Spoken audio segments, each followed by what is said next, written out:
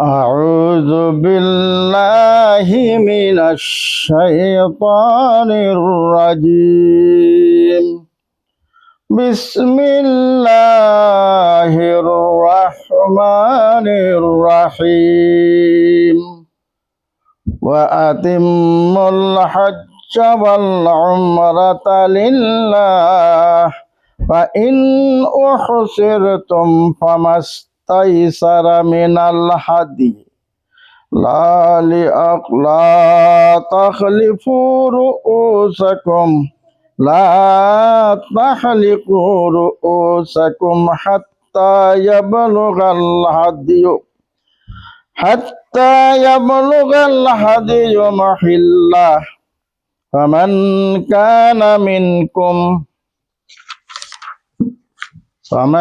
كان منكم مريضا أو به أذى من رأسه ففدية من صيام أو صدقة أو نسك فإذا آمنتم فمن تمتع بالعمرة إلى الحج فما استيسر من الهدي فمن لم يجد فصيام 3 أيام في الحج و7 إذا رجعتم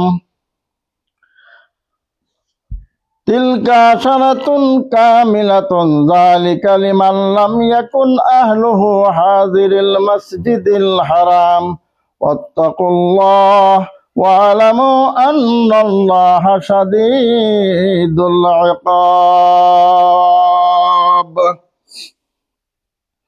الحج أشهر معلومات فمن فرض فيهن الحج فلا رفث ولا فسوق ولا جدال في الحج وما تفعلوا من خير يعلمه الله وتزودوا فإن خير الزاد التقوى واتقوني يا أولي الألباب.